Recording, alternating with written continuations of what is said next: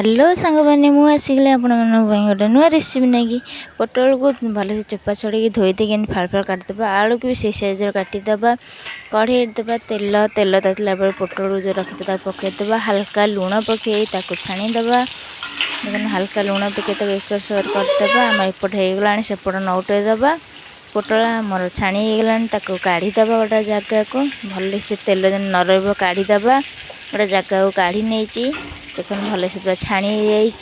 same कढ़ई आलू आम रखी आलू पकईदेबा आलू को भी भल से कढ़ा कर छाणीदेबा आलू को भल से कढ़ा होगलानी भल से छाणी होगलानी भी से जगह को काढ़ीदेबा देखो भल से छाणी होगलानी काढ़ी दे से जगह को सोला जाए अल्प सीझे नहीं दर सीझा करके भल से सीझे दर सीझा मसला पैन नहीं गोटे रसुण अल्प अदा गोटे शुखला लंका गोटे टमाटर अल्प जीरा ताको भल से गोटे पेस्ट कर देइछि भल से गोटे पेस्ट कर देइछि कढ़ई नहीं डालचीनी जीरा पियाज दीटा पियाज चुन चुन कर ताको नहीं ताको एक सेर करके भल से भाजीदा भाजी हो गलानी तादे बाटी रखिता मसला पकईदेबा अल्प हल्दी काश्मीर चिली पाउडर धनिया पाउडर ताकू अल्प स्वाद अनुसार लुण देकी 5-10 मिनट कषा तापर ऐड करवा चिकेन मसला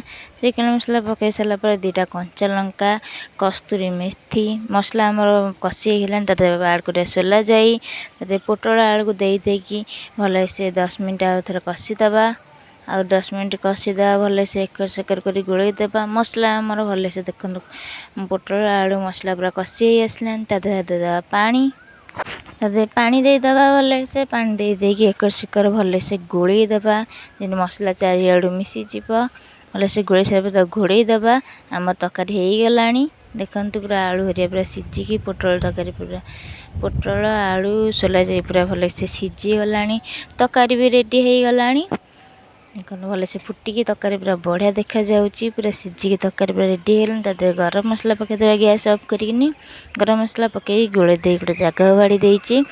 देखो तरकारी देखा केते सुंदर होइछि पूरा भुजी टाइप खाइबा को माने टेस्ट आसला पूरा भुजी रे जेमती तरकारी भी सेमती टेस्ट आसला आपण माने निहात घरे ट्राई करिवे खाइबे और कमेंट करे कहिबे केमिति लागुछ